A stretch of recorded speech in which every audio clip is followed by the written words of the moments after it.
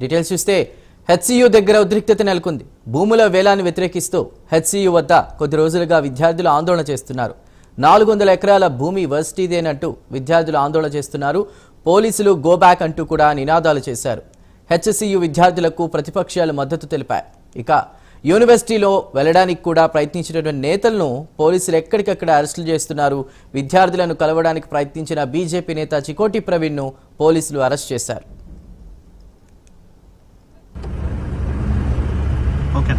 జై శ్రీరామ్. రేవంత్ రెడ్డి ప్రభుత్వం అఘాయిత్యాలు, దారుణాలు, దౌర్జన్యాలు మరోసారి రుజువైనది. ఇవాళ ప్రజలు కాంగ్రెస్ పార్టీకి ఓటేసినందుకు సిగ్గుతో తలదించుకునే పరిస్థితి. ఇలా హెచ్సియులో జరుగుతున్న అన్యాయాన్ని ప్రశ్నించేందుకు వచ్చిన నన్ను తీవ్రంగా తోపుసటాటలో గురి చేసి మరి అరెస్ట్ చేయడం జరిగింది.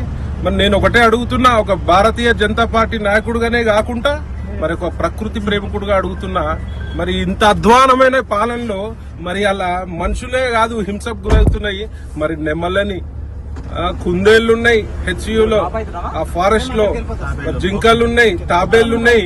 చెట్లు నరుక్కుంటా పోతే ఇవాళ ఆల్రెడీ హైదరాబాద్ లో 50% పైన గ్రీన్ కవరేజ్ మొత్తం పోయింది. గ్రీనరీ మొత్తం 50% పైన తగ్గింది.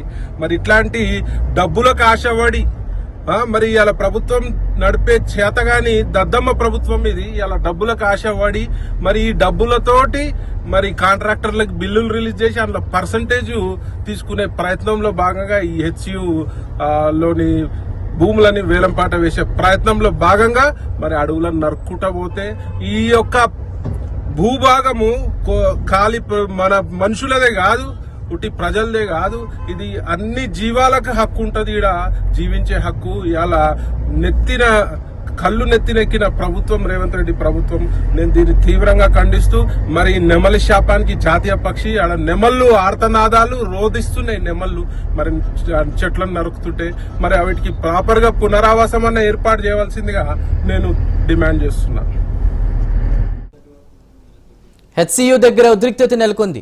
భూముల వేలాన్ని వ్యతిరేకిస్తూ హెచ్సియు వద్ద కొద్ది రోజులుగా విద్యార్థులు ఆందోళన చేస్తున్నారు. 400 ఎకరాల భూమి వర్సిటీదేనంటూ విద్యార్థులు ఆందోళన చేస్తున్నారు. ఈ నేపథ్యంలో పోలీసులు గేబాక్ అంటూ కూడా నినాదాలు చేశారు. ప్రస్తుతం అక్కడ పరిస్థితిని వివరించడానికి మా ప్రతినిధి కుమార్ సిద్ధంగా ఉన్నారు. కుమార్, కొంతమంది నేతలను కూడా అరెస్ట్ చేసినట్టు తెలుస్తోంది.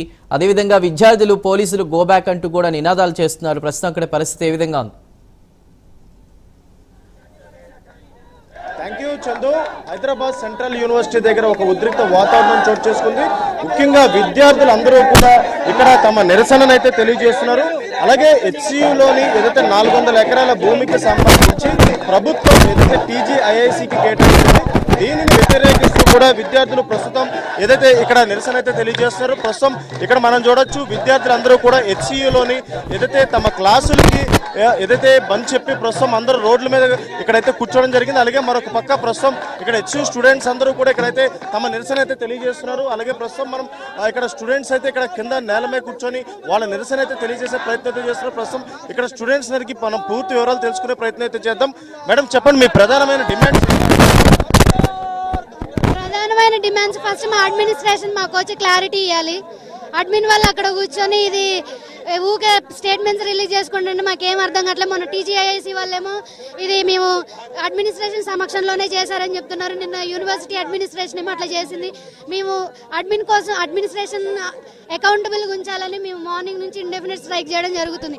కానీ ఇప్పటి వరకు వాళ్ళు బయటకు వచ్చి ఒక్క ఆన్సర్ కూడా చేయలేదు. ఇంత జరుగుతున్నా కూడా ఒక అడ్మినిస్ట్రేషన్ అకౌంటబుల్గా ఉండాలి. ఇంత పోలీసులు వస్తున్నారు, టెర్రరైజ్ చేస్తున్నారు. సెక్యూరిటీ గార్డ్ ఉండాల్సిన దగ్గర పోలీసులు ఉంటున్నారు. వాళ్ళకి ఏం రైట్స్ ఉన్నాయి అసలు పోలీసులకి ఇక్కడ యూనివర్సిటీలో ఉండడానికి? అంటే ఇది అంతా అడ్మినిస్ట్రేషన్ చేతుల మీదనే జరుగుతుందా? వీసీ పర్మిషన్ లేకుండా పోలీసులు రావడానికి లేదు. వాళ్ళు ఎందుకు వచ్చారు అనేది మేము క్వశ్చన్ చేస్తున్నాం. మేము డిమాండ్స్ ఏంటంటే ముందు తక్షణమే అడ్మినిస్ట్రేషన్ వచ్చి మాకు ఆన్సర్ చెప్పాలి, అసలు ఏంటి ఇష్యూ అనేది. తర్వాత స్టేట్ గవర్నమెంట్ కూడా మేము చేసే పీస్ఫుల్ ప్రొటెస్ట్ని కన్సిడర్ చేసి ఆ 400 ఎకరాలు ఉన్నది అట్లీస్ట్ ఎడ్యుకేషన్ కోసం, అట్లీస్ట్ ఎన్విరాన్మెంటల్ ఆస్పెక్ట్ కోసం అయినా సరే కన్సిడర్ చేసి, ఆల్రెడీ మనకి వెస్టర్న్ హైదరాబాద్ అంతా కాంక్రీట్ జంగిల్గా మారిపోయింది. ఇప్పుడు ఆల్రెడీ వెస్ట్రన్ అంటే కాంక్రీట్ జంగిల్ మారిపోయింది. ఇప్పుడున్న ఈ ఏరియాకి వెస్ట్రన్ హైదరాబాద్కి హైదరాబాద్ సెంట్రల్ యూనివర్సిటీలో ఉన్న చెట్లు అనేవి చాలా ఒక ఊపిరితిత్తులు లాంటి. అట్లాంటి చెట్లను పడేసి మనం ఏం సాధిస్తాం? డెవలప్మెంట్ అనేది సస్టైనబుల్గా ఉండాలి. ఇప్పుడు కట్టుకుంటూ పోతారు. ఢిల్లీ సిటీ ఎట్లయింది, మన హైదరాబాద్ కూడా అట్లనే అవుతుంది. మనం డెవలప్మెంట్ ఉండదు, మనం ఎవరు ఉండకుండా అవుతుంది చివరికి. కాబట్టి మేము పోరాడేది ఎన్విరాన్మెంట్ కోసం, మేము పోరాడేది ఎడ్యుకేషన్ కోసం. ఇప్పుడు 400 ఎకరాలు అన్నారు, రేపు యూనివర్సిటీ అంతా తీసుకొని పోరని గ్యారంటీ ఏంది? మా ల్యాండ్ అనుకుంటా. కాబట్టి మేము ఫైట్ చేసేది మా యూనివర్సిటీలో ఉన్న 400 ఎకరాలలో ఉన్న 400 ఎకరాలే కాదు, మా యూనివర్సిటీతో ఏది ఉందో దాంట్లో ఉన్న ఎన్విరాన్మెంట్ కోసం మేము ఫైట్ చేస్తాం. పబ్లిక్ ఎడ్యుకేషన్ కోసం ఫైట్ చేస్తాం అనేది మేము చెప్పాలనుకుంటున్నాం. We demand admin to come and answer us. ఇప్పుడు గవర్నమెంట్ కూడా 21 ఇయర్స్ న్యాయ పోరాటం చేసి హెచ్సియు తమ సొంతం చేసుకుందని చెప్పి ఇప్పటికీ ఏదైతే గవర్నమెంట్ అయితే చెప్తుంది. హెచ్సియుకి సంబంధించి 21 ఇయర్స్ గవర్నమెంట్ న్యాయ పోరాటం చేసి ఈ స్థలాన్ని ఇప్పుడు గవర్నమెంట్ దక్కించుకుందని చెప్తుంది కదా. సరే, గవర్నమెంట్ దక్కించుకుంది. గవర్నమెంట్ ల్యాండ్ అంటే యూనివర్సిటీ ల్యాండే కదా, మరి అది యూనివర్సిటీ ల్యాండ్ అయిపోతుంది. సో మేము దాంట్లో ఉన్న స్పీషీస్ కోసం ఫైట్ చేస్తున్నాం. యూనివర్సిటీ వేరు, గవర్నమెంట్ వేరు కాదు కదా, ఇది గవర్నమెంట్ ఇన్స్టిట్యూటే. ఇద్దరు స్టూడెంట్స్ మీద ఫైల్ చేశారు కేసెస్, వాళ్ళు ఇంకా రాలేదు. వాళ్ళని కూడా తక్షణమే రిలీజ్ చేయాలని మేము డిమాండ్ చేస్తున్నాం.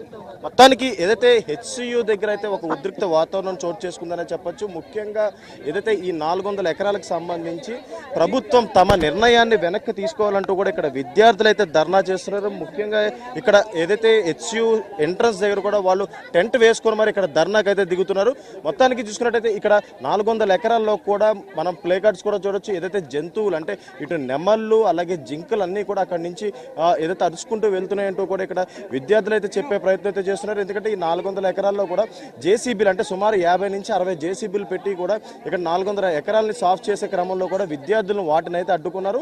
అలాగే మరొక పక్క ఏదైతే ఈ హెచ్సియు ల్యాండ్కి సంబంధించి టీజీఐఐసికి కేటాయించడంపై వీళ్ళైతే నిరసన వ్యక్తం చేస్తున్నారు. అలాగే ఈ నిర్ణయం వెనక్కి తీసుకునే వరకు కూడా తమ డిమాండ్లు ఏదైతే ఈ నిరసన ఇంకా కొనసాగుతూనే ఉంటుందని చెప్తున్నారు.